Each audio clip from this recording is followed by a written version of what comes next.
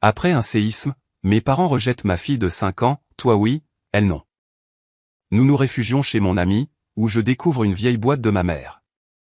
Un avocat l'examine, cela va les anéantir. Au tribunal, il révèle des documents falsifiés. Le visage de mes parents pâlit. Ma fille de 5 ans se tenait dans l'allée, serrant son ours en peluche, tandis que la poussière des répliques du tremblement de terre flottait encore dans l'air. Mon père la regarda, puis moi, et dit calmement, « Tu peux rester, mais pas elle. Il n'y a pas de place. » Les petits-enfants de sa femme avaient 3 chambres à eux, avec même une salle de jeu. Je n'ai pas pleuré. Je n'ai pas discuté. J'ai simplement dit, notez. 3 jours plus tard, mon père ouvrit la porte d'entrée sur un homme en costume tenant une enveloppe certifiée, et la couleur quitta son visage. Je m'appelle Véronique Leroy. J'ai 34 ans, je suis infirmière aux urgences et mère célibataire. C'est l'histoire de la façon dont j'ai cessé de supplier ma famille pour avoir une place à leur table et comment j'ai finalement récupéré ce qui m'appartenait. Il y a une fatigue particulière que seules les infirmières d'urgence comprennent. Elle ne réside pas seulement dans vos muscles. Elle s'installe derrière vos yeux, dans les espaces entre les pensées, dans la façon dont vos mains sentent encore les gants d'hôpital même après 2 douches. Ce mardi matin, je suis entré dans notre appartement du 2e étage dans le centre-ville de Sacramento à 7h15 précise. 12 heures de compression thoracique et de perfusion bourdonnaient encore dans mes doigts. La première chose que j'ai vue, c'était Ava. Elle était assise à la table de la cuisine en pyjama de licorne, ses pieds nus se balançant sous la chaise, un crayon bleu serré dans sa main. Biscuit, son ours en peluche avec une oreille usée et fine, était penché contre son bol de céréales comme un petit compagnon de petit déjeuner. Elle n'a pas levé les yeux tout de suite. Elle était occupée à dessiner. « Maman, regarde. » Elle a montré le papier. Une maison carrée avec un toit triangulaire, 2 fenêtres tordues et une porte rouge vive que nous n'avions pas vraiment. Au-dessus du toit, elle avait dessiné 2 cœurs flottants comme s'ils maintenaient la maison en place. C'est notre maison, maman. J'ai collé le dessin sur le réfrigérateur à côté de la photo de papillon de la semaine dernière. Cette porte de réfrigérateur était la seule galerie d'art qui comptait pour moi. Je lui ai préparé un sandwich au beurre de cacahuète, croûte coupée, en forme de papillon parce que je l'avais fait une fois quand elle avait 3 ans, et maintenant c'était la règle. Mes yeux se fermaient sans cesse, mais je restais avec elle quand même. Nous avons parlé du dessin de papillon pendant que je branchais la petite veilleuse en forme d'étoile sans laquelle elle refusait de dormir, même pendant les siestes diurnes. Sur l'étagère près du placard du couloir se trouvait une boîte en carton étiquetée de ma propre écriture, les affaires de maman. Elle contenait les quelques affaires que j'avais gardées après sa mort. Je n'avais pas ouvert cette boîte depuis des années. J'aurais dû le faire plus tôt, mais pour expliquer pourquoi, il faut que je vous parle de Thanksgiving. En novembre dernier, mon père, André Leroy, m'a invité, Ava et moi, chez lui pour la fête. La famille, c'est la famille, a-t-il dit au téléphone, utilisant cette voix qu'il prend quand il veut paraître chaleureux, mais n'y parvient jamais tout à fait. J'ai acheté une nouvelle robe à Ava, jaune tournesol, sa préférée. À 2 heures du matin, entre 2 gardes, j'ai préparé une casserole de patates douces à partir de rien. Quand nous sommes arrivés, la table à manger était dressée pour 8 personnes. Porcelaine fine, serviettes en tissu, tout était disposé parfaitement. Ma belle-mère, Linda Leroy, avait clairement passé des heures à préparer. Des bougies vacillaient à côté d'un centre de table d'eucalyptus séché. Des étiquettes étaient soigneusement placées à côté de chaque assiette, écrites dans son écriture soignée. Le nom d'Ava ne figurait sur aucune d'entre elles. « Oh, ma chérie », a dit Linda, appuyant dramatiquement une main sur sa poitrine, comme elle le fait toujours, juste avant de dire quelque chose de cruel avec un sourire. La table des enfants est beaucoup plus douillette pour Ava. Elle est juste dans la cuisine. Elle va adorer. La table des enfants s'est avérée être une table pliante avec des assiettes en carton. Ava était assise là toute seule. Les 2 enfants de ma demi-sœur Sophie, 6 et 4 ans, étaient assis à la table principale à côté de mon père comme des invités d'honneur. André avait son bras autour de l'aîné, lui ébouriffant les cheveux. C'est mon garçon. Quand Ava lui fit signe depuis l'entrée de la cuisine, il lui adressa un signe de tête poli, le genre que l'on donne à l'enfant d'un voisin que l'on connaît à peine. J'ai coupé la dinde d'Ava en petits morceaux et je me suis dit le même mensonge que je me répétais depuis des années. Au moins, elle a des grands-parents. Au moins, elle a un endroit où aller pendant les fêtes. Je me racontais des versions de cette phrase depuis 24 ans. À un moment donné pendant le dîner, Linda est entrée dans le couloir pour prendre un appel. Avant qu'elle ne baisse la voix, j'ai entendu clairement 2 mots, Maison Birchwood. À l'époque, cela ne signifiait rien pour moi. Ce que vous devez comprendre à propos de la maison de mon père, c'est que les calculs y fonctionnaient toujours d'une certaine manière. Les besoins d'une fille étaient multipliés. Ceux des autres étaient divisés. Sophie, la fille biologique de Linda, a eu une voiture à 19 ans. J'ai utilisé une Honda avec un ruban sur le capot. Mon père l'a fièrement conduite dans l'allée. Quand j'ai eu 19 ans, je travaillais déjà de nuit dans une maison de retraite pour payer mes études à l'université communautaire. Pas de voiture, pas de ruban. Quand je lui ai demandé une fois, juste une fois, André a haussé les épaules et a dit « Sophie a besoin d'aide. Tu es indépendante. Sois fière de ça. » J'ai rangé cette phrase. J'ai rangé beaucoup de phrases. Mon père a payé les frais de garde d'enfants de Sophie, mes prêts étudiants, les miens seulement. Le loyer de Sophie quand elle est revenue à la maison avec 2 enfants, 0 parce qu'elle n'était jamais partie. Mon propre loyer représentait 38% de mon salaire dans un appartement au 2e étage avec un radiateur qui cliquetait tout l'hiver comme quelqu'un qui frappait au tuyau. Chaque fois que je remarquais la différence, Linda disait « Tu es si sensible, Véronique ». Ou André disait « Ne recommence pas ». Finalement, j'ai arrêté de recommencer, ou du moins je me suis convaincu que je l'avais fait, mais Ava remarquait des choses que j'essayais de ne pas voir. Un dimanche, elle est rentrée de chez André avec un dessin. Notre famille, 6 bons hommes, moi, elle, André, Linda, Sophie et les enfants de Sophie. Tout le monde se tenait la main sauf Ava. Elle s'était dessinée légèrement à l'écart, serrant biscuit. « Maman » a-t-elle demandé doucement. « Pourquoi est-ce que je suis toujours celle en trop ?» Elle avait 4 ans quand elle l'a dit. Ce que je ne comprenais pas encore, c'est que mon soi-disant indépendance n'était pas quelque chose que j'avais gagné. C'était quelque chose qu'il m'avait pris. Le tremblement de terre a frappé à 14h47 un mardi après-midi. Je venais de chercher Ava à la garderie. Nous étions dans l'appartement. Elle était assise sur le tapis du salon, montrant un livre d'images à biscuits quand le sol a soudainement bougé. Pas secoué, bougé. Comme si quelque chose d'énorme avait roulé sous la terre. La bibliothèque a basculé en premier. Elle a vacillé une fois, puis s'est effondrée en avant, envoyant des livres de poche et des cadres photos sur le tapis. Ava a crié. Je l'ai attrapée et nous nous sommes traînés sous la table de la cuisine, couvrant son corps avec le mien, pressant sa tête contre ma poitrine pendant que le bâtiment tremblait autour de nous. Je pouvais sentir son cœur battre à travers sa chemise, rapide et frénétique, comme un petit oiseau piégé dans un sac en papier. La secousse n'a duré que 11 secondes, mais elle a semblé interminable. 15 minutes plus tard, une autre réplique a frappé. Plus courte, mais assez forte pour fendre le mur porteur dans le couloir du plafond au sol. Un morceau de plâtre s'est effondré dans la salle de bain. La poussière flottait dans l'appartement comme du brouillard pendant que le bâtiment gémissait autour de nous. En soirée, le propriétaire est arrivé avec un inspecteur municipal. L'étiquette rouge a été apposée immédiatement. La structure était compromise. Tout le monde devait partir le matin. Je me tenais sur le parking avec Ava sur la hanche, regardant les voisins porter des cartons à leur voiture.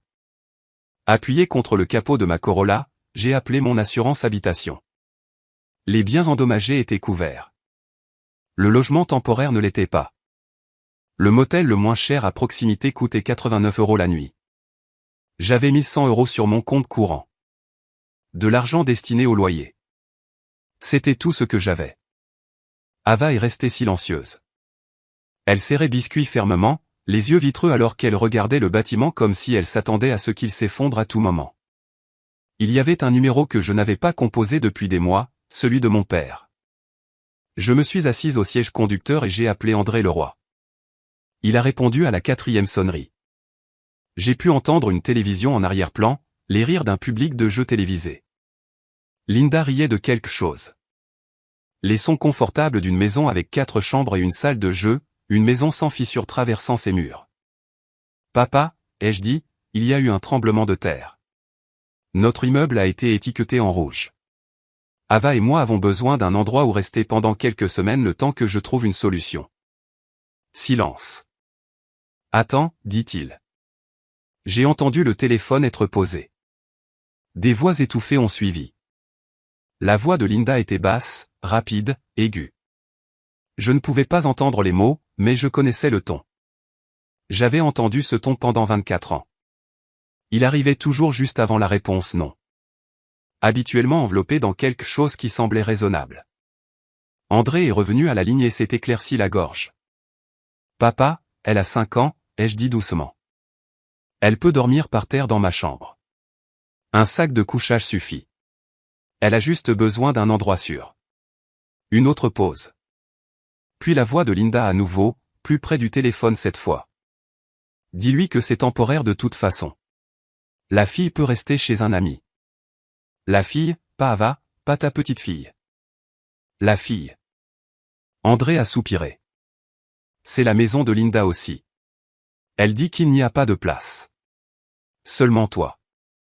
On peut trouver quelque chose pour l'enfant. J'ai jeté un coup d'œil dans le rétroviseur. Ava était assise dans son siège auto, biscuit pressé sous son menton, regardant l'immeuble étiqueté en rouge à travers la fenêtre. La poussière collait encore à ses cheveux. Notez, ai-je dit. Puis j'ai raccroché. J'ai commencé à conduire. Je ne savais pas où j'allais. J'avais juste besoin que la voiture avance. Besoin que la route se déroule devant moi pour ne pas avoir à rester immobile face à ce qui venait de se passer. Les lampadaires se sont allumés alors que le soir tombait sur Sacramento. Les gens promenaient leurs chiens. Les arroseurs de pelouse tic-taquaient dans les jardins calmes. Un camion à tacos était au ralenti devant le magasin de quincaillerie.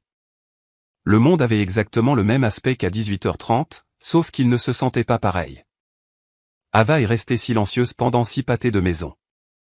Puis elle a parlé. Maman, on va chez papy? Mes mains se sont serrées sur le volant. Non, bébé. On va chez Tati Julia. Oh. Une pause, puis plus doucement. Est-ce que c'est parce que papy n'a pas de place pour moi? Est-ce que je suis trop grande? J'ai failli heurter le trottoir. Je me suis arrêté immédiatement sous un platane, des feuilles tombant sur le pare-brise. J'ai mis la voiture au point mort et je me suis retourné sur mon siège. Ava ne pleurait pas. Ses yeux étaient grands et sérieux alors qu'elle regardait Biscuit, presque comme si elle lui posait la même question. J'ai tendu la main en arrière et j'ai pris sa petite main. Ava, ai-je dit doucement. Tu n'es pas trop grande. Tu n'es pas de trop. Et il y aura toujours de la place pour toi avec moi. Toujours. Tu comprends? Elle a hoché la tête, a serré Biscuit plus fort et a regardé par la fenêtre. Elle n'a pas pleuré. D'une manière ou d'une autre, cela semblait pire. J'ai regardé de nouveau devant moi et j'ai démarré la voiture. Ma mâchoire me faisait mal à force de serrer les dents. Quelque chose avait changé en moi. Pas la colère chaude qui vous fait crier. Quelque chose de plus froid, quelque chose de patient. Au prochain feu rouge, j'ai ouvert l'application de notes sur mon téléphone et j'ai tapé 14 octobre, 18h22. André Leroy a refusé un abri pour Ava. Linda, pas de place, citation directe. La fille, c'était le horodatage numéro 1. Julia Bertrand ne m'a posé aucune question quand nous sommes arrivés. Elle a ouvert la porte, a vu Ava sur ma hanche avec de la poussière dans ses cheveux, a remarqué le sac de sport sur mon épaule et l'expression que je devais avoir, et s'est écartée. Les chambres d'amis sont prêtes, a-t-elle dit. Il y a du mac and cheese sur la cuisinière. Julia avait 35 ans, une autre infirmière d'urgence, bâtie comme une meneuse de jeu, et tout aussi directe. Nous étions amis depuis un code difficile 6 ans plus tôt, quand elle avait levé les yeux d'un patient en difficulté et m'avait dit « Tu es doué pour ça. Ne laisse personne te dire le contraire. » Elle a mis un dessin animé pour Ava et a réchauffé une tasse de lait au miel. En 5 minutes, Ava dormait sur le canapé de Julia, Biscuit blotti sous son menton, sa respiration enfin lente et régulière, le premier vrai repos qu'elle avait eu depuis 14h47 cet après-midi-là. Julia m'a tendu une tasse de thé que je n'avais pas demandé et s'est assise en face de moi. « Raconte-moi », a-t-elle dit. Je l'ai fait. Elle n'a pas interrompu. Elle n'a pas halté. Quand j'ai eu fini, elle a dit doucement, ce n'est pas un problème de place, Véronique. C'est un problème de priorité. À 21h, mon téléphone a vibré. Véronique, ne sois pas dramatique, dit André. Linda ne le pensait pas comme ça. La maison est juste petite en ce moment. Les enfants de Sophie ont besoin de leur chambre pour l'école. Ava a 5 ans, ai-je répondu. Elle a besoin d'un sol et d'une couverture. Tu déformes les choses, a-t-il rétorqué. Tu fais toujours ça. C'est pour ça que c'est difficile avec toi. Je me suis allongé et j'ai fixé le plafond. Classique. Transformer la victime en problème. J'ai mis fin à l'appel et j'ai ouvert Instagram. Sophie avait posté une photo 2 heures plus tôt. Elle montrait la salle de jeu avec 2 nouveaux poufs sous un filtre scintillant. Légende, meilleure surprise pour mes bébés. Béni famille. J'ai fait une capture d'écran immédiatement. Horodatage numéro 2. Le lendemain matin, mon téléphone a sonné pendant que je versais des céréales pour Ava. L'identification de l'appelant m'a fait hésiter. Linda Leroy. En 7 ans que j'avais son numéro, elle ne m'avait jamais appelé directement. Chaque message passait toujours par mon père. J'ai réalisé plus tard que le système était intentionnel. Si elle ne me parlait jamais directement, il n'y aurait jamais de trace de ce qu'elle disait réellement. Véronique, ma chérie, salut. Sa voix était chaude et musicale, le même ton qu'elle utilisait lors des collectes de fonds scolaires et des pique-niques d'église. Je suis tellement désolé pour le tremblement de terre. J'ai pensé à vous toute la nuit. Merci, Linda. Eh bien, j'ai parlé avec ton père et nous voulons vraiment aider. Bien sûr, tu es la bienvenue ici. Mais ce serait peut-être plus facile pour tout le monde si Ava restait avec ton ami pendant un petit moment, juste le temps que les choses se calment. Le plus jeune de Sophie vient de commencer à dormir toute la nuit. Tu sais comment c'est. Un autre enfant dans la maison serait perturbateur. Ava n'est pas perturbatrice, ai-je dit calmement. Elle a 5 ans et elle est silencieuse. Oh, ma chérie, je ne voulais pas dire ça, a-t-elle répondu rapidement. Elle est juste beaucoup parfois, très active. Et honnêtement, sa voix a baissé comme si elle partageait un secret, si tu avais un mari, ce ne serait même pas un problème, n'est-ce pas? Le robinet de la cuisine a goûté 2 fois. J'ai regardé l'eau tomber dans l'évier et je n'ai pas répondu. Je n'ai pas mordu à l'hameçon. Pas le commentaire sur un mari. Pas le ton. Pas le petit chéri. 5 secondes de silence se sont écoulées. Je comprends ta position, Linda, ai-je dit finalement. Oh, tant mieux, a-t-elle répondu joyeusement. Je suis contente qu'on puisse, j'ai dit que je comprends ta position. Je n'ai pas dit que je l'accepte. S'il te plaît, ne m'appelle plus à ce sujet. Puis j'ai raccroché.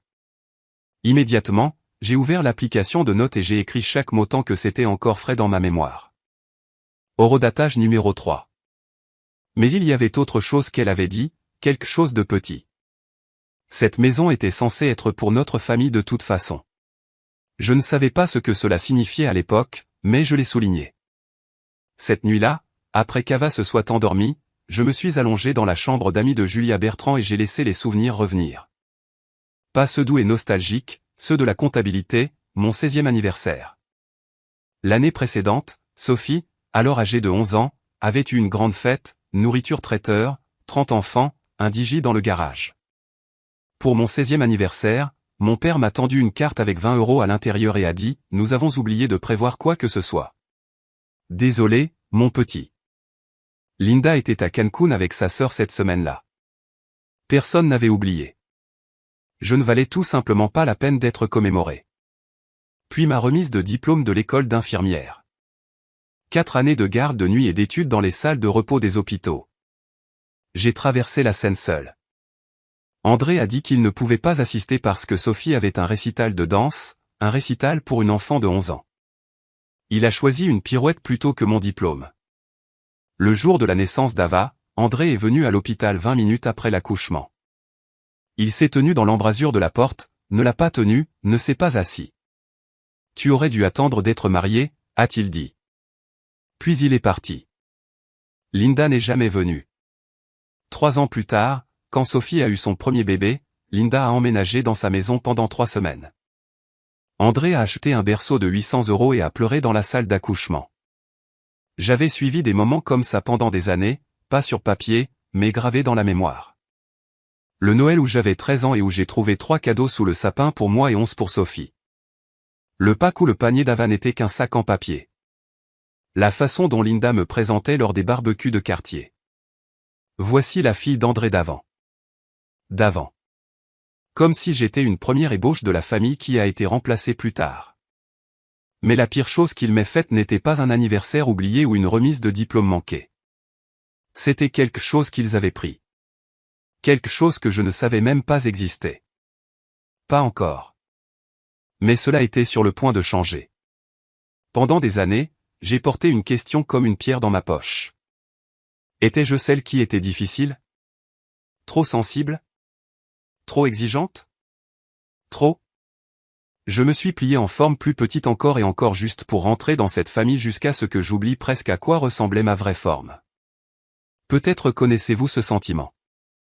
Peut-être vous êtes-vous rabaissé pour maintenir la paix et un jour vous avez réalisé que vous ne reconnaissiez pas qui vous étiez devenu.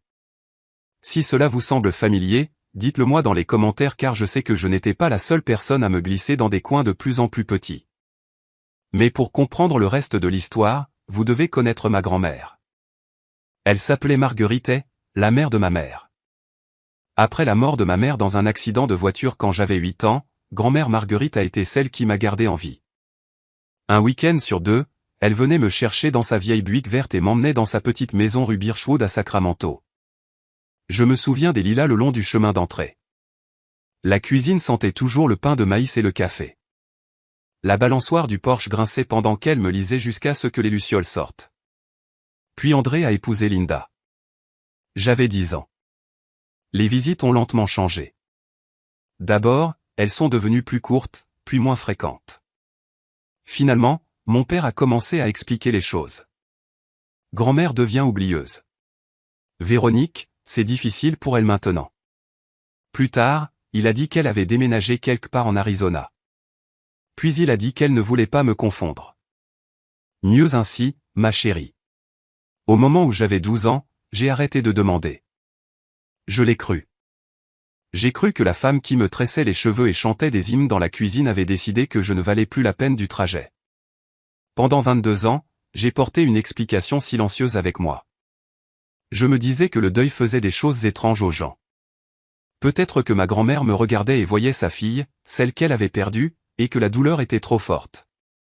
Peut-être que c'était pour ça qu'elle avait disparu de ma vie. J'ai cru cette histoire pendant plus de 2 décennies. J'ai cru que la dernière personne du côté de ma mère qui aurait pu me réclamer m'avait simplement laissé partir. Mais cette nuit-là, allongé éveillé dans la chambre d'amis de Julia Bertrand, fixant le plafond dans le noir. Un seul mot a dérivé dans mes pensées. Birchwood. À Thanksgiving, Linda Leroy avait mentionné quelque chose à propos de la maison Birchwood. Ma grand-mère avait vécu rue Birchwood à Sacramento. Je me suis assise instantanément. Mon pouls est passé au même rythme aigu que je reconnais aux urgences. Ce pic de concentration qui vous dit que quelque chose d'important se passe.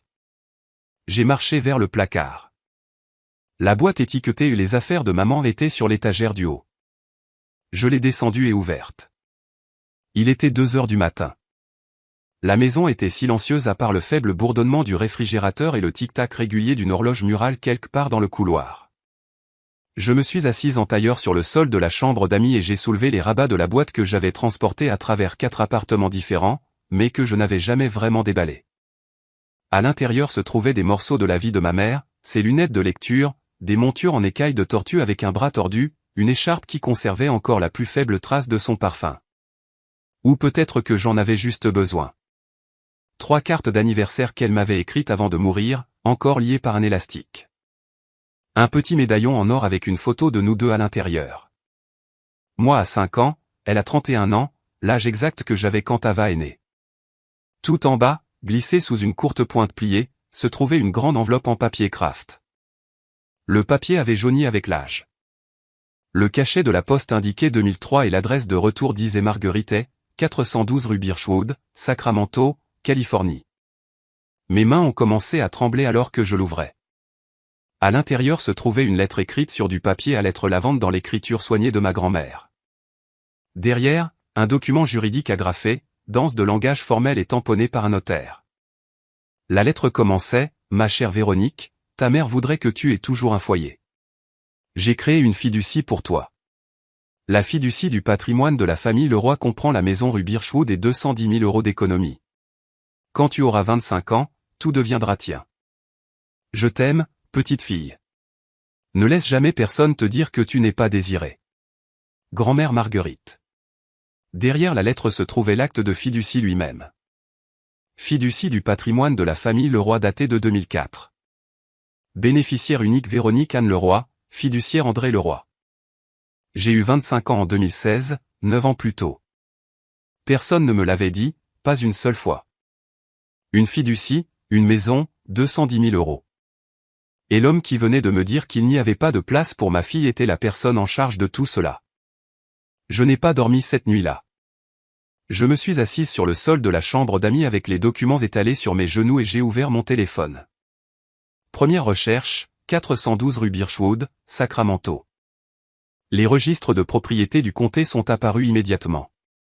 Résidence unifamiliale, 1420 pieds carrés. Construite en 1967.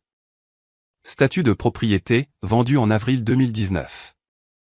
Transfert André Leroy et Linda Leroy. Type de transfert, acte de cession. Prix de vente enregistré, 0 €.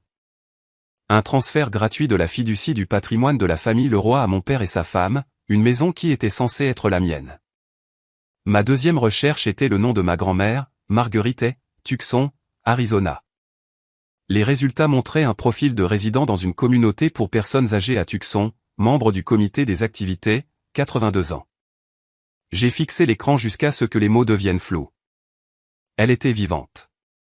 Elle n'avait pas disparu. Elle ne m'avait pas oublié. Elle n'avait pas décidé d'arrêter de se soucier. Quelqu'un avait coupé la connexion. Comme couper une ligne téléphonique à la source pour que la personne à l'autre bout croie que personne n'appelle. Je suis retourné au registre de propriété. Une fois que vous saviez où regarder, le modèle était évident. En 2019, André Leroy a transféré la maison Birchwood de la fiducie à son propre nom et à celui de Linda. Utilisant un acte de cession qui semblait porter ma signature. Ce même printemps, ils ont vendu leur maison précédente de l'autre côté de la ville. L'équité de Birchwood et l'argent de la fiducie sont devenus la compte pour leur maison actuelle, la maison de 4 chambres avec la salle de jeu, avec les poufs, et d'une manière ou d'une autre pas de place pour une fille de 5 ans avec un ours en peluche. Mon père avait volé mon héritage. Il avait vendu la maison de ma grand-mère et utilisé l'argent pour construire une maison où ma fille n'était pas la bienvenue. J'ai fermé l'ordinateur portable. Mes mains étaient stables maintenant, plus stables qu'elles ne l'avaient été toute la nuit. Quelque chose s'était installé en moi. J'ai attendu 7 heures du matin, heure de l'Arizona, avant de passer l'appel. Je ne voulais pas effrayer une femme de 82 ans au milieu de la nuit, et je ne faisais pas confiance à ma voix. Je marchais dans le jardin de Julia sous la lumière grise du matin, répétant ce que je pourrais dire jusqu'à ce que je réalise qu'il n'y avait aucun moyen de répéter un moment comme celui-ci. La réceptionniste de la communauté pour personnes âgées a connecté l'appel. 3 sonneries, puis une voix, fine mais claire, portant le même doux raclement que je me souvenais des histoires du soir quand j'étais enfant. « Bonjour, mamie », ai-je dit doucement.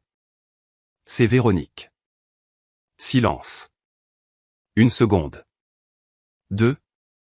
Puis j'ai entendu un souffle aigu à l'autre bout. « Véronique, ma petite fille, est-ce toi ?» Et je me suis effondré, pas bruyamment. Je n'ai jamais été une pleureuse bruyante. Mais les larmes sont venues vite et chaudes alors que j'appuyais une main sur ma bouche dans le jardin de Julia et laissais 22 ans à croire que j'avais été oublié s'écouler de moi. Elle pleurait aussi. « Je t'ai écrit tous les Noëls pendant 22 ans, dit-elle, sa voix se brisant. Chaque lettre est revenue. Ton père m'a dit que tu ne voulais pas de contact. Il a dit que tu étais passé à autre chose.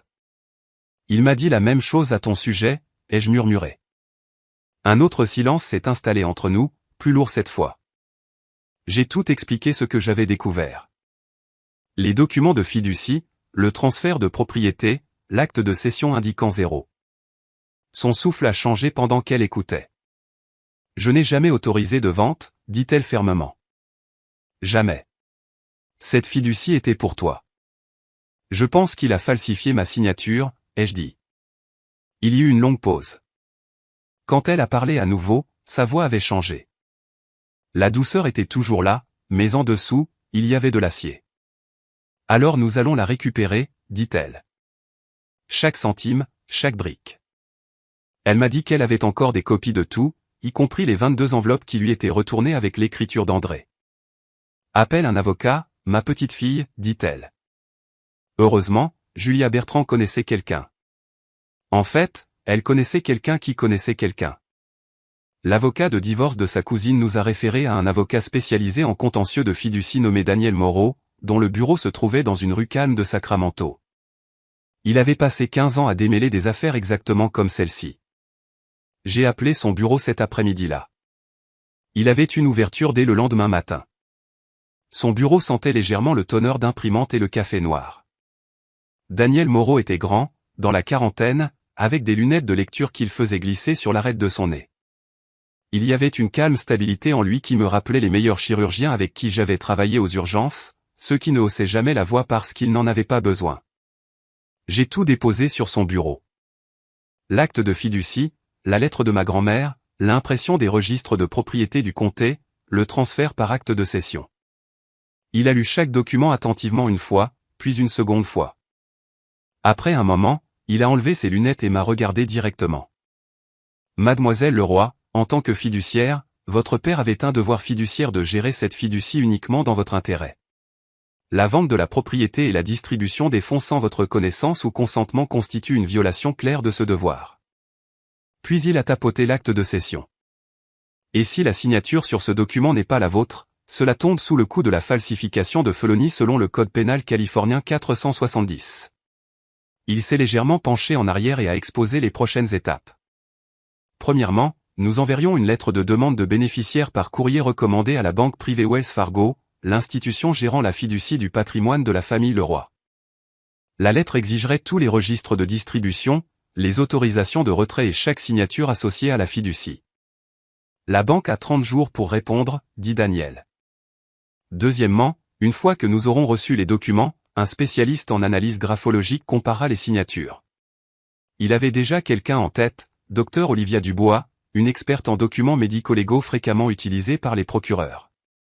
Si les signatures ne correspondent pas, a poursuivi Daniel calmement, nous déposerons une requête au tribunal des successions et nous transmettrons la falsification au procureur du district. À ce moment-là, cela ne sera plus seulement une affaire civile. Cela deviendra criminel. Puis il a dit quelque chose qui m'a arrêté net. Encore une chose.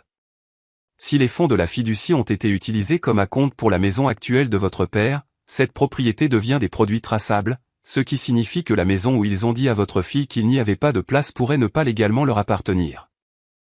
Je suis restée assise, agrippant la coudoir du fauteuil en cuir, l'acte de fiducie reposant sur mes genoux. Soudain, tant de choses avaient un sens. Chaque fois qu'André Leroy m'avait dit « Tu es indépendante. Sois fière de ça ». Il ne me faisait pas l'éloge. Il se couvrait. Chaque fois que Linda Leroy disait « Tu es trop sensible ». Elle s'assurait que je ne regardais jamais de trop près. Ils avaient transformé mon doute de moi en serrure d'une porte dont je ne savais même pas qu'elle existait. Avez-vous déjà réalisé que le trait que les gens critiquent chez vous les protège en fait, et non vous? J'y pense beaucoup maintenant. Daniel a envoyé la lettre de demande de bénéficiaire cet après-midi-là. Courrier recommandé, accusé de réception demandée, numéro de suivi enregistré. La lettre est allée directement au département de conformité juridique de la banque privée Wells Fargo, exigeant chaque document lié à la fiducie. Approbation de retrait, reçu de distribution, signature notariée, correspondance, 30 jours pour répondre. Aux urgences, 30 minutes peuvent faire la différence entre la vie et la mort. 30 jours semblaient être une ère géologique entière, mais Daniel a donné une instruction claire.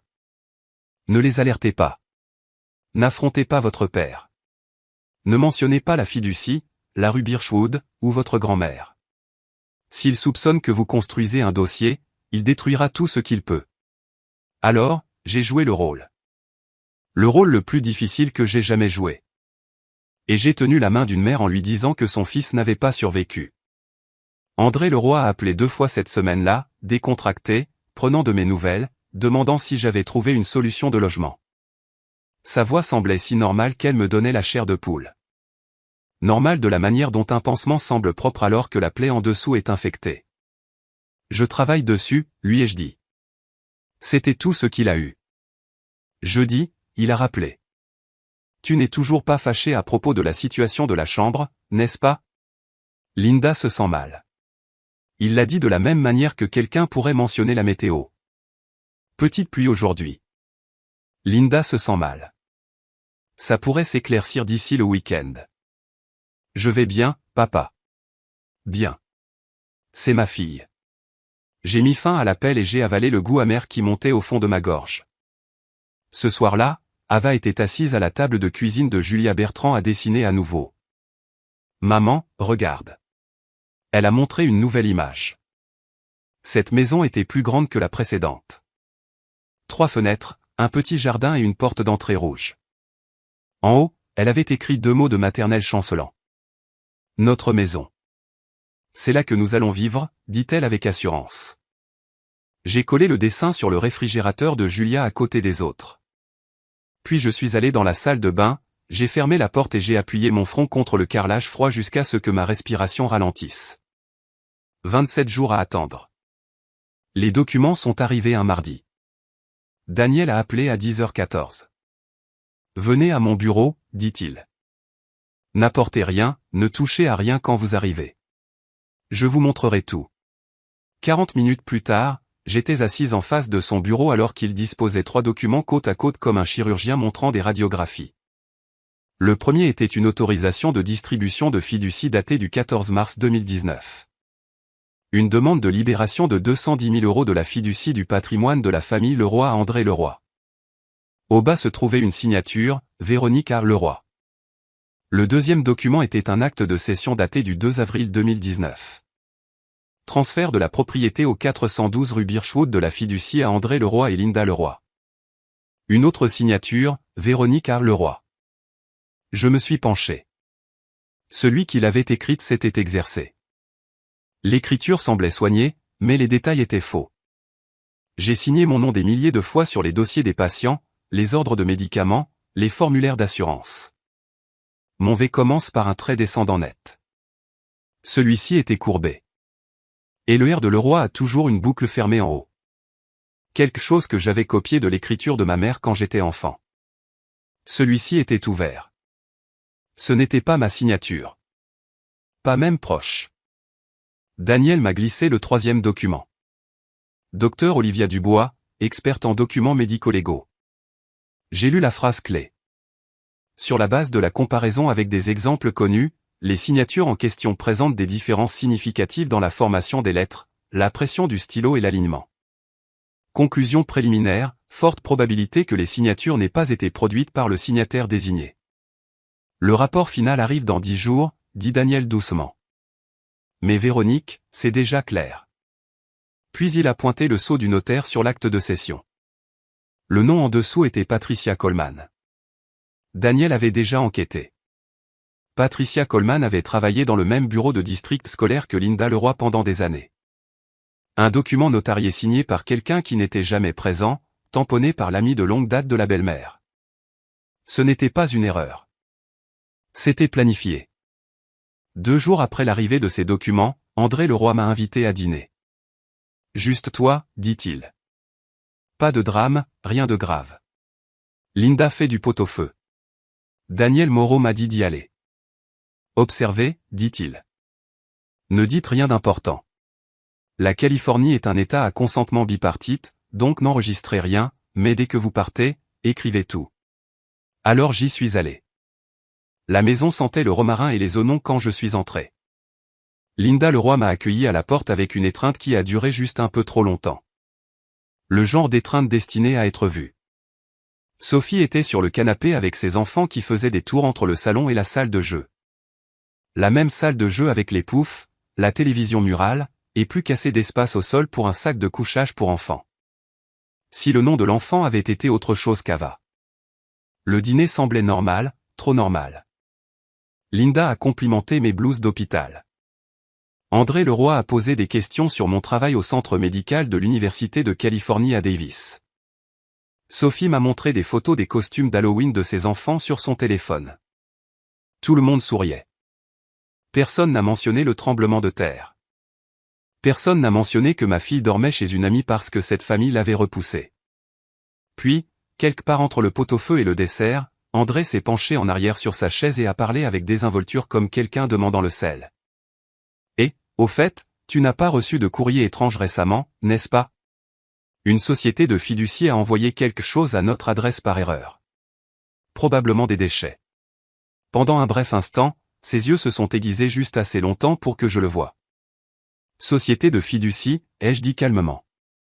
Non, pourquoi? Il s'est détendu immédiatement et a pris son verre d'eau. Aucune raison, juste du courrier indésirable. Linda a changé de sujet immédiatement, parlant de la fête d'anniversaire de Sophie le week-end suivant. J'ai aidé à débarrasser les assiettes. J'ai dit bonne nuit. Je suis sorti vers ma voiture. Puis j'ai ouvert mon application de notes. 29 octobre, 19h48. André a demandé le courrier de la société de fiducie. Voix tendue. Linda a immédiatement redirigé la conversation. Il savait que quelque chose se passait. Il ne savait juste pas à quel point. La campagne de diffamation a commencé le mercredi suivant. Je me suis réveillé avec 11 SMS de parents avec qui je n'avais pas parlé depuis des mois. Tante Carole, Véronique, j'entends des choses inquiétantes. Ton père est dévasté. Oncle Roy, la famille ne devrait pas poursuivre la famille. Quoi que ce soit, tu dois laisser tomber. Une cousine que j'avais peut-être rencontrée 2 fois a envoyé un SMS, Linda dit que tu traverses quelque chose. Nous prions pour toi. Priez pour toi. C'est la phrase que les gens utilisent quand ils ont déjà décidé que tu es le problème et qu'ils veulent s'assurer que tu le saches. J'ai ouvert le groupe de discussion familiale que les parents d'André utilisaient pour les fêtes et les anniversaires. À 21h la veille, Linda avait posté un message soigneusement écrit, un paragraphe et demi de préoccupation polie. Comme beaucoup d'entre vous le savent, Véronique a des difficultés depuis le tremblement de terre. Malheureusement, elle porte maintenant de fausses accusations contre André et moi concernant les finances familiales. Nous sommes dévastés. Nous n'avons rien fait d'autre que de l'aimer et de la soutenir pendant 24 ans, et c'est ainsi qu'elle nous le rend. S'il vous plaît, gardez notre famille dans vos prières. 63 réactions en cœur, 22 commentaires. Personne n'a demandé mon point de vue. Plus tard dans l'après-midi, André a appelé. La voix de dîner amical avait disparu. Celle-ci était froide. Je ne sais pas ce que tu fais, Véronique, dit-il. Mais tu dois arrêter. C'est une affaire de famille. Tu t'embarrasses. Je n'ai pas répondu. M'écoutes-tu? J'écoute. Alors règle ça. J'ai raccroché. Ce soir-là, Sophie a posté quelque chose sur Facebook, en public. Quand quelqu'un mord la main qui le nourrit. Prière pour mes parents qui n'ont fait que aimer inconditionnellement. 47 j'aime dans la première heure. J'ai fait des captures d'écran de tout, chaque message, chaque publication, chaque horodatage. Puis j'ai tout transféré à Daniel Moreau avec une seule ligne dans l'email. Pour mémoire, je ne me suis pas défendu dans le groupe de discussion. Une défense suggère qu'il y a un procès d'opinion. Je n'étais pas intéressé par les opinions. J'étais intéressé par les preuves. Daniel a appelé cette nuit-là. Sa voix semblait plus aiguë que d'habitude. Le rapport médico-légal est arrivé, dit-il. C'est confirmé. Les signatures sont falsifiées. Êtes-vous prête à déposer? Le lendemain matin à 8h30, j'étais assise dans son bureau, signant mon nom, mon vrai nom, celui que personne n'avait besoin de falsifier sur chaque document qu'il plaçait devant moi. La requête au tribunal des successions faisait 32 pages. La lire donnait l'impression d'étudier un dossier médical pour une famille mourante. Clinique, précise, dévastatrice. Violation du devoir fiduciaire par le fiduciaire André Leroy. Transfert frauduleux de biens de fiducie au 412 rue Birchwood. Distribution non autorisée de 210 000 € de la fiducie du patrimoine de la famille Leroy. Le dépôt exigeait une restitution totale plus les intérêts accumulés, la révocation d'André Leroy en tant que fiduciaire, et la nomination d'un successeur indépendant. 6 juin était l'acte de fiducie, l'autorisation de retrait falsifié, l'acte de cession falsifié, le rapport médico-légal du docteur Olivia Dubois, et 22 pages de registre de propriété. Séparément, Daniel a déposé une référence pénale auprès du bureau du procureur du district du comté de Sacramento, falsification en vertu du code pénal californien 470, fraude notariale. Et une accusation potentielle d'exploitation financière des personnes âgées parce que Marguerite avait été systématiquement coupée de sa petite fille pendant que les actifs de sa fiducie étaient pris. Puis la dernière pièce est arrivée. Livraison le lendemain de Tucson, Arizona.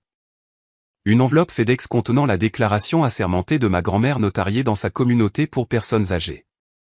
Sa déclaration faisait 6 pages. Un langage clair et direct converti de son écriture en texte dactylographié signé d'une main qui ne tremblait pas. Marguerite a confirmé qu'elle avait créé la fiducie du patrimoine de la famille Leroy, qu'elle n'avait jamais approuvé de distribution de celle-ci, et qu'elle n'avait jamais signé de document de transfert pour la propriété rue Birchwood. Elle a également déclaré qu'André Leroy lui avait dit « Je ne souhaite plus avoir de contact avec elle », ce qu'elle savait maintenant être faux, surtout après que 22 lettres de Noël lui aient été retournées, chacune marquée de l'écriture d'André. Daniel Moreau a déposé tout cela auprès du tribunal cet après-midi-là. Puis il a préparé la lettre de demande certifiée adressée à André et Linda Leroy à leur domicile actuel. 14 jours pour répondre. Une fois que ce sera signifié, dit Daniel calmement. Il n'y aura plus de retour en arrière. J'ai regardé la pile de documents sur son bureau.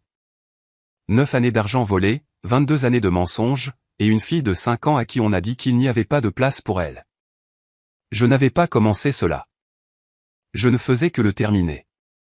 La lettre de demande certifiée est arrivée un lundi à 11h47 précise. Je connais l'heure parce que la notification de livraison USPS est apparue sur mon téléphone alors que j'insérais une voie intraveineuse pour un homme de 60 ans souffrant de douleurs thoraciques aux urgences. J'ai jeté un coup d'œil au message livré signé par Leroy et je suis retourné à mon patient. Les salles d'urgence ne s'arrêtent pas pour les implosions familiales. André a appelé à 18h32 ce soir-là. J'étais à l'extérieur de l'appartement de Julia Bertrand en train d'attacher Ava dans son siège auto quand mon téléphone a sonné. J'ai répondu par haut-parleur par erreur, puis je l'ai rapidement éteint. Sa voix était différente. Pas la voix paternelle autoritaire, pas la voix polie du pot-au-feu, quelque chose que je n'avais jamais entendu de lui auparavant. La voix d'un homme lisant un document qu'il ne pouvait pas effacer. « Véronique, qu'est-ce que c'est ? Que as-tu fait ? Tu as 14 jours pour répondre par l'intermédiaire de ton avocat, ai-je dit. Je n'ai rien de plus à dire. C'est de la folie. Je suis ton père. Tu ne peux pas derrière lui, je pouvais entendre le chaos, Linda criant, Sophie pleurant. Cette fiducie était de l'argent de famille, a continué André rapidement. Je l'ai géré pour le bénéfice de tous. Je l'ai géré. Pas, je ne l'ai pas fait. Pas, il y a eu un malentendu. Il l'a géré. Une admission enveloppée dans une justification. Tu l'as géré dans ton acompte, ai-je répondu calmement. 14 jours, papa. Puis j'ai raccroché. Il a rappelé 4 fois dans les 20 minutes suivantes. J'ai laissé chaque appel aller à la boîte vocale. Je ne les ai pas écoutés. Je les ai juste sauvegardés. Julia attendait quand je suis rentré. Elle a regardé mon visage et m'a silencieusement tendu une tasse de thé à la camomille. Comment te sens-tu ? Je me suis assise sur le canapé. Ava était à la table de cuisine en train de dessiner à nouveau. Une autre maison, plus grande cette fois. Plus de fenêtres, plus de cœurs flottants au-dessus du toit. J'aurais dû faire ça il y a des années, dis-je. Linda n'est pas partie tranquillement. Je ne m'y attendais pas. Le calme n'a jamais fait partie de la stratégie pour quelqu'un qui avait passé 24 ans à façonner un récit familial avec de doux sourires et des appels téléphoniques soigneusement chronométrés. L'escalade est venue en 3 vagues. Vague 1, la famille élargie. Linda a contacté la sœur de ma mère, tante June, qui vivait dans l'Oregon et n'avait pas parlé à André depuis des années. Elle lui a dit que j'inventais des accusations concernant une fiducie qui n'existait pas et que j'étais devenu émotionnellement instable après le tremblement de terre. Tante June, à son crédit, m'a appelé directement. Je lui ai dit d'appeler Marguerite. Vague 2, les médias sociaux. Linda a posté un message de 12 paragraphes sur Facebook, public. Je ne répéterai pas tout, mais il commençait par « Pendant 24 ans, j'ai essayé d'aimer un enfant qui n'était pas le mien. Et aujourd'hui, mon cœur est brisé. » 214 réactions, commentaires remplis d'émojis de mains priantes et de pleurs. Une femme que je n'avais jamais rencontrée m'a traité d'ingrate. Vague 3, l'email d'André. Il est arrivé à 23 heures. Si tu ne laisses pas tomber ça, je ferai en sorte que tout le monde sache quel genre de mère tu es. Laisser ton enfant avec des étrangers après un tremblement de terre au lieu de venir à la famille. Pense à ce que tu apprends à Ava. Des étrangers. Il voulait dire Julia, la femme qui avait ouvert sa porte sans condition alors que lui avait mis des conditions à une fille de 5 ans. Et maintenant il menaçait ma maternité. L'homme même qui n'avait jamais tenu Ava quand elle est née. J'ai transféré l'email à Daniel Moreau avec une seule phrase. Ajoutez ceci au dossier. Sa réponse est arrivée 4 minutes plus tard. Rétorsion. Intimidation possible de témoins. Je l'ajoute à la requête. Cela nous aide. J'ai éteint mon téléphone. Ava dormait sur le canapé, biscuit blotti sous son menton. J'ai regardé sa respiration pendant un long moment. Enseigner à Ava. Oui, je lui enseignais quelque chose. Je lui enseignais que personne n'a le droit de voler ton avenir et de l'appeler amour. 3 semaines avant l'audience, Marguerite est arrivée de Tucson. Southwest Airlines, un bagage à main, chaussures orthopédiques, et une colonne vertébrale qui aurait pu être en acier. Je l'ai vue pour la première fois au retrait des bagages. Elle semblait plus petite que je ne m'en souvenais, ses épaules plus minces, ses cheveux maintenant complètement blancs au lieu d'argentés. Mais elle se tenait toujours de la même manière qu'elle l'avait toujours fait, droite, menton levé comme une femme qui avait enterré une fille et survécu. Quand elle m'a vu, elle a arrêté de marcher. Sa main s'est levée lentement vers sa bouche. Puis elle a ouvert les bras. Je suis entré dans ses bras. Pendant quelques secondes, j'avais 8 ans à nouveau, debout dans une cuisine parfumée à la lavande rue Birchwood avant que quelqu'un ne me mente. Nous sommes retournés à la maison de Julia. Ava était dans le salon portant un tutu sur son jean, arrangeant biscuits sur un coussin jeté. Elle a regardé la petite femme aux cheveux blancs qu'elle n'avait jamais vue auparavant. Marguerite s'est agenouillée prudemment, un genou à la fois. « Bonjour, petite fille, dit-elle doucement. Je suis ta arrière-grand-mère Margaret. J'attends depuis très longtemps de te rencontrer. » Ava a étudié son visage avec le sérieux que seuls les enfants de 5 ans ont. « Tu aimes les papillons ?» a-t-elle demandé. « Maman coupe mes sandwichs en papillons. » Margaret a souri doucement. « J'adore les papillons. » Ava lui a pris la main et l'a mené directement à la table de cuisine pour lui montrer les dessins. Margaret a regardé chacun d'eux comme s'ils étaient accrochés dans un musée. Quand elle est arrivée au dessin étiqueté « Notre maison », elle m'a regardé par-dessus la tête d'Ava. Ses yeux brillaient. Elle a hoché la tête une fois. Cette nuit-là, après qu'Ava se soit endormie, Margaret a posé une petite boîte en carton sur la table de cuisine de Julia. À l'intérieur se trouvaient 22 enveloppes, chacune adressée à moi. Chacune marquée « Retour à l'envoyeur ». Et chacune marquée de l'écriture que j'ai reconnue instantanément. L'écriture d'André. 22 Noël. J'ai continué à écrire, dit Marguerite doucement. Parce que je croyais qu'un jour l'une de ces lettres vous parviendrait enfin. 22 lettres, 22 Noël. Elle n'avait jamais arrêté d'écrire. Et pendant 22 ans, j'ai cru qu'elle m'avait oublié parce que c'est ce qu'André le roi m'avait dit. Je n'avais aucune raison de ne pas croire mon propre père. Mais quelque chose continue d'écho dans mon esprit. Combien de personnes ont essayé de nous aimer et quelqu'un d'autre s'est assuré que le message n'arrivait jamais? Avez-vous déjà pensé si quelqu'un essayait de vous contacter et que quelqu'un se mettait en travers du chemin? Parce que j'ai failli rater le mien de 22 ans. La date limite de 14 jours d'André a expiré un mercredi à 17 heures précises. Le 10e jour, son avocat a finalement répondu. Un homme nommé Harold Mitchell, qui semblait passer la plupart de son temps à traiter des contraventions de circulation et des litiges de petites créances, a envoyé à Daniel Moreau une lettre de 2 pages demandant une prolongation de 30 jours. L'explication était mince.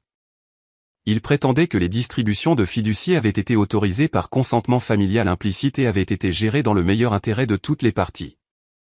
Il n'y avait pas de document joint, pas de signature de ma part, aucune explication sur la façon dont le consentement implicite pouvait outrepasser les droits légaux d'un bénéficiaire, juste des mots.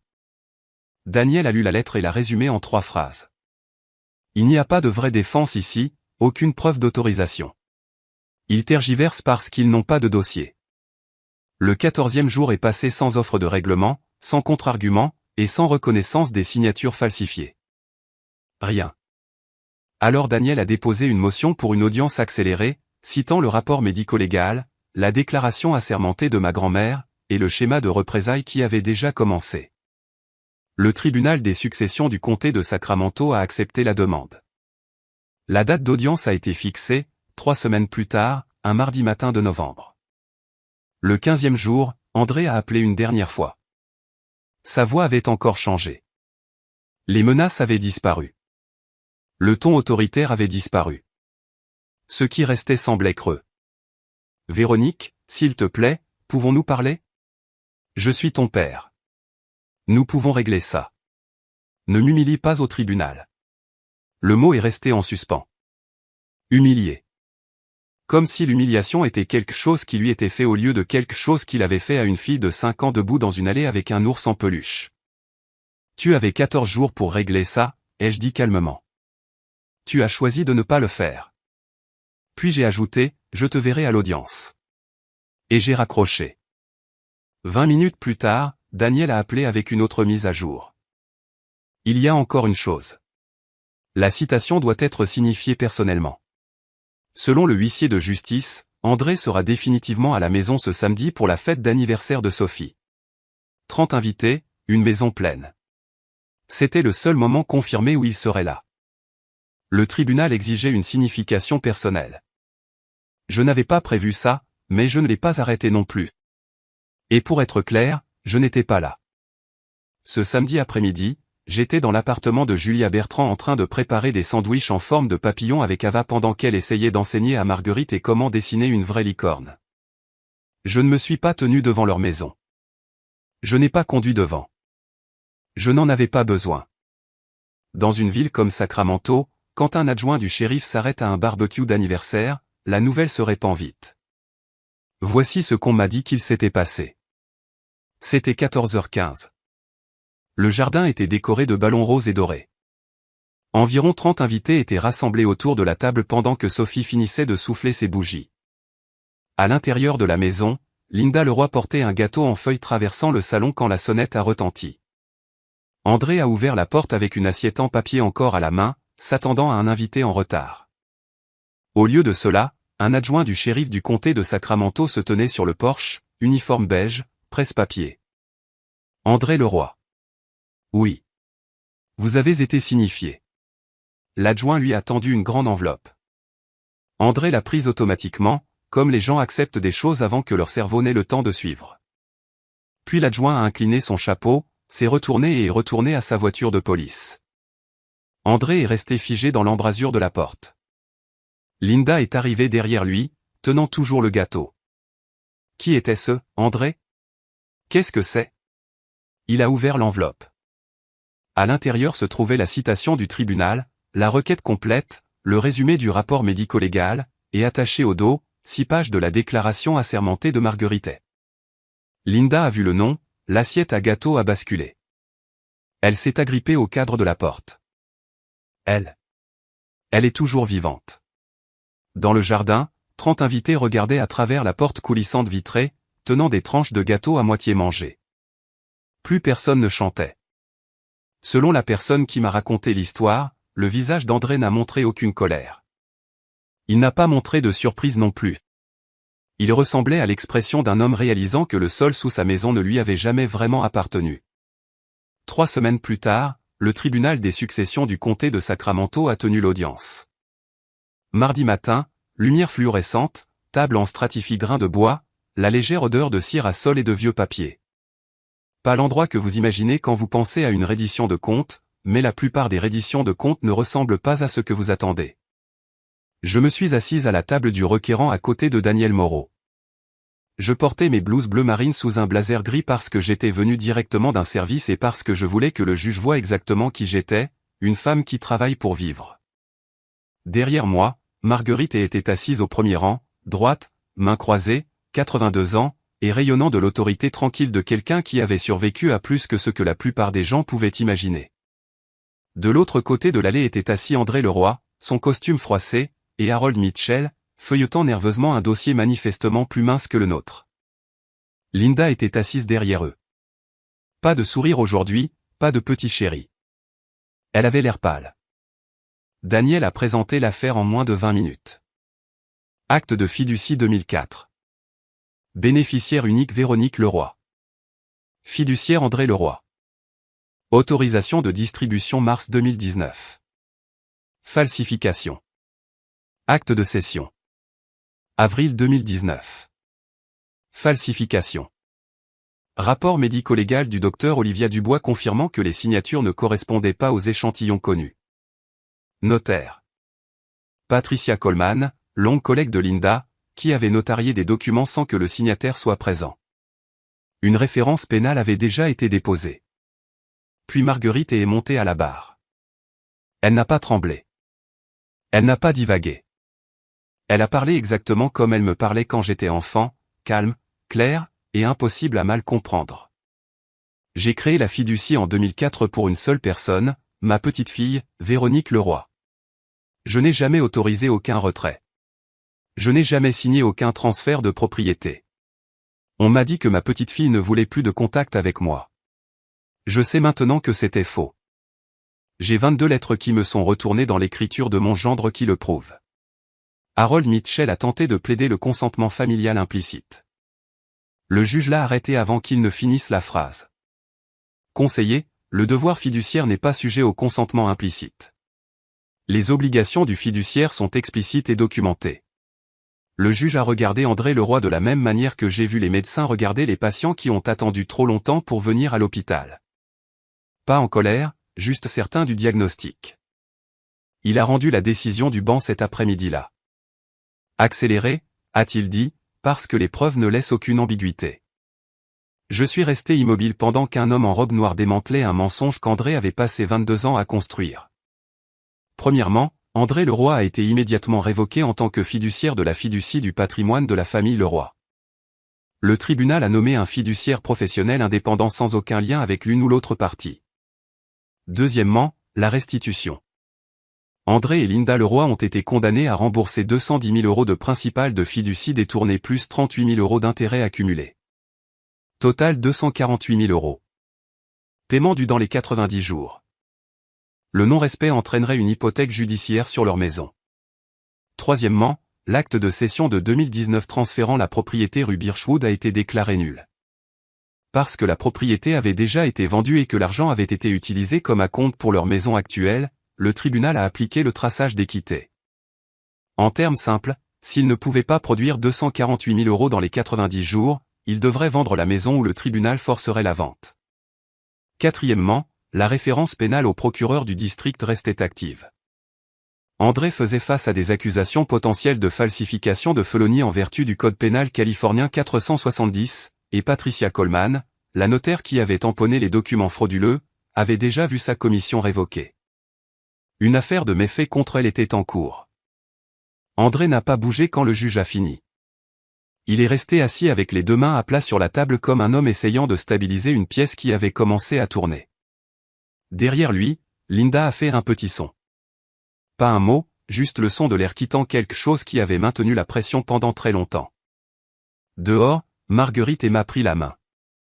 Sa poignée était petite, mais ferme et chaude. Ta mère serait fière de toi, petite fille. 248 000 €. Pas vengeance. Restitution. Il y a une différence. La vengeance consiste à blesser quelqu'un. La restitution consiste à récupérer ce qui était à toi. Une semaine après la décision, André a appelé. J'ai failli ne pas répondre, mais une petite partie de la fille qui avait l'habitude de rouler dans la Buick verte de ma grand-mère existait encore quelque part en moi. Alors, j'ai décroché. Il ne ressemblait plus à mon père. Il ressemblait à un homme qui avait passé 7 jours à fixer des chiffres qui refusaient de fonctionner. Véronique, nous devons vendre la maison.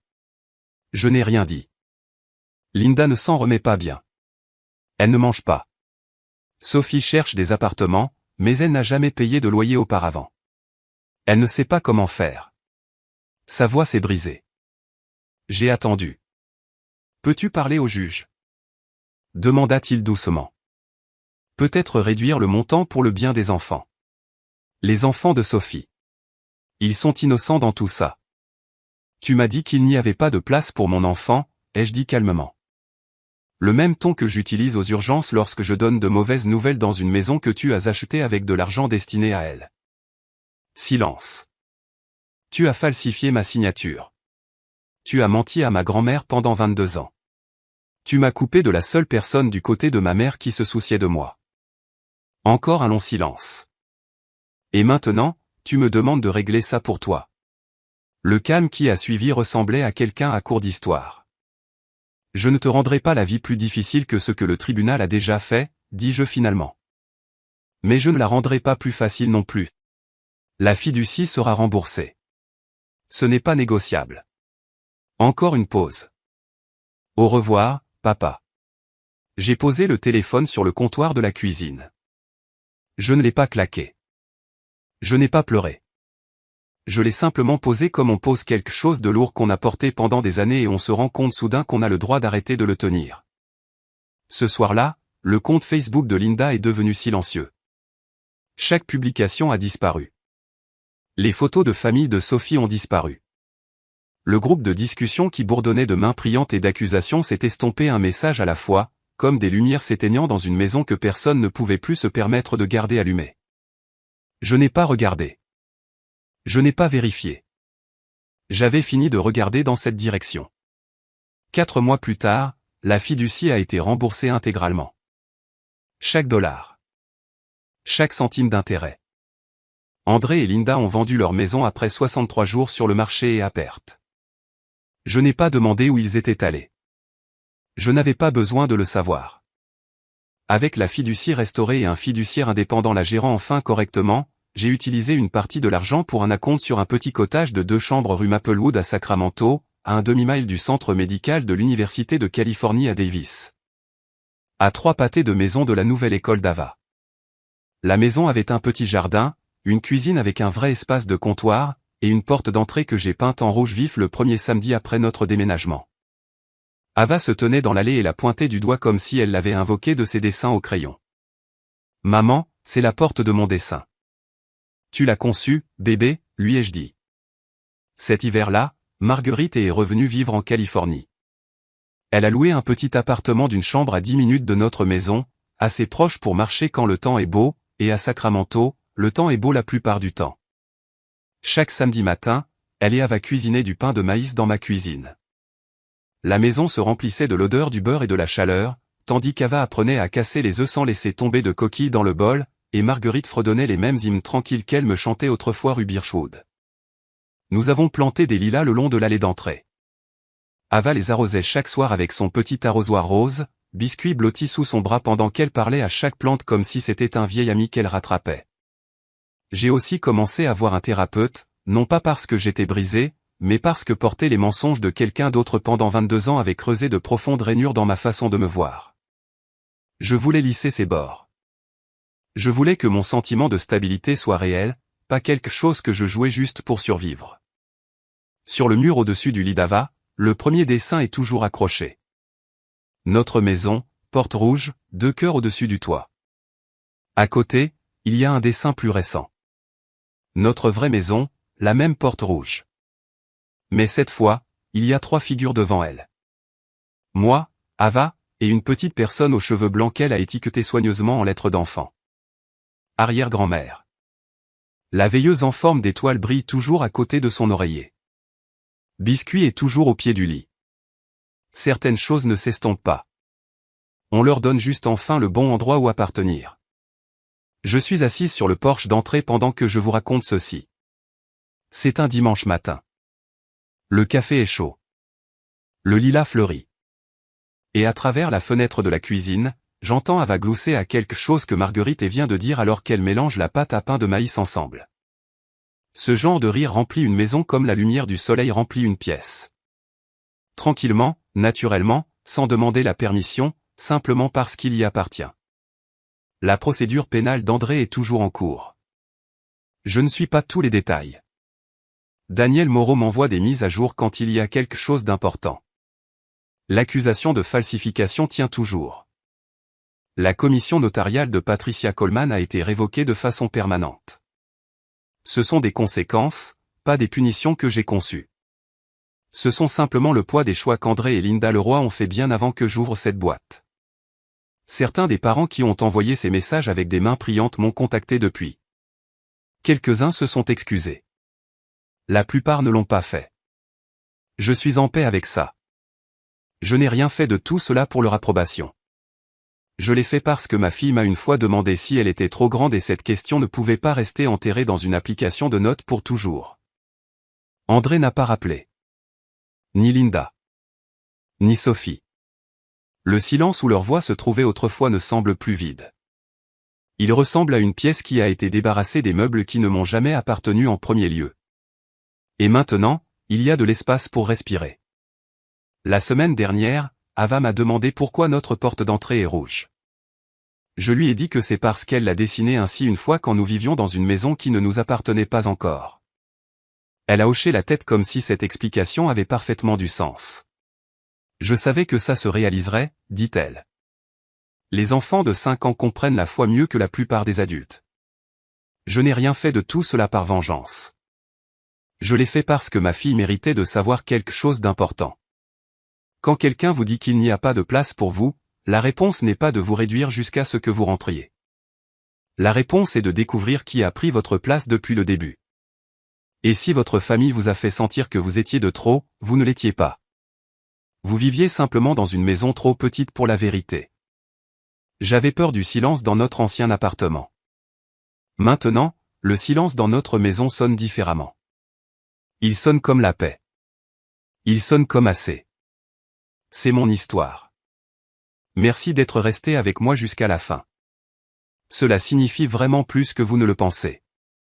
S'il y a une chose que j'espère vraiment que vous retiendrez après avoir entendu mon histoire, c'est ceci. Les personnes qui nous blessent le plus sont souvent celles en qui nous avons eu le plus confiance au début. Pendant de nombreuses années, j'ai cru à l'histoire silencieuse que ma famille a écrite sur moi, que j'étais trop sensible, trop difficile, trop. J'ai continué à me réduire juste pour maintenir la paix à une table où ma place n'était jamais vraiment destinée à exister. Et quand vous vivez comme ça assez longtemps, vous commencez à croire que l'amour doit être gagné par le silence. Mais au moment où ma fille m'a demandé si elle était trop grande, quelque chose en moi s'est enfin réveillé. Parce qu'aucun enfant ne devrait grandir en croyant qu'il doit se faire plus petit juste pour être aimé. Je ne me suis pas défendu seulement à cause du passé. Je l'ai fait à cause de l'avenir, le sien.